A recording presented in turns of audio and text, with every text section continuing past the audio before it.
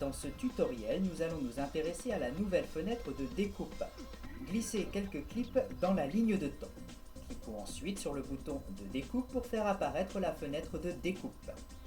Nous sommes maintenant dans la fenêtre de découpe. Intéressons-nous à la loupe sur la droite.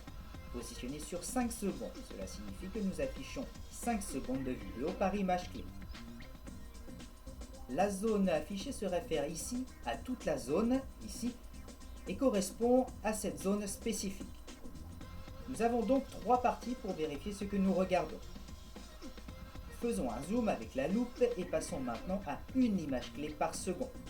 Vous pouvez voir que la précision est encore plus fine. Nous pouvons nous positionner au niveau d'une seule image clé. Nous sommes maintenant au niveau de 5 images clés pour chacune de ces parties.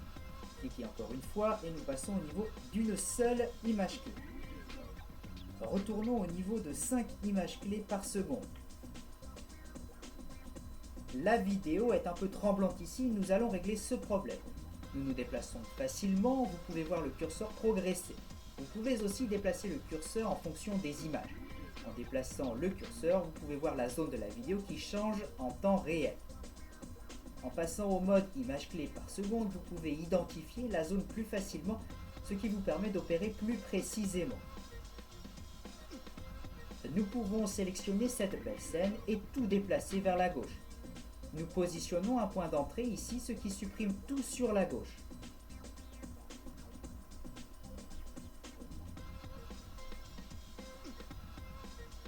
Jetez un œil pour voir ce que nous souhaitons conserver.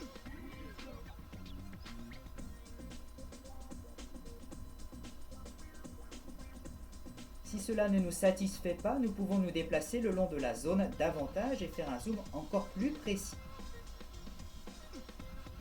Cliquez le point d'entrée, déplacez le curseur. Déplacez une image clé à la fois.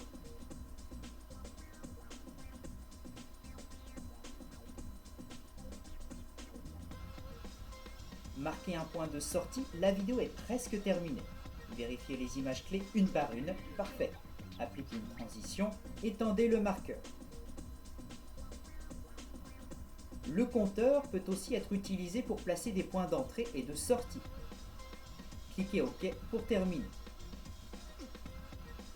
L'option de découpe est aussi utilisée pour éditer un fichier audio mis en évidence dans la piste audio. Ici, la fenêtre de découpe a une apparence très différente. Dans un autre tutoriel, je vous ai expliqué en détail l'utilisation de la pièce de mixage audio.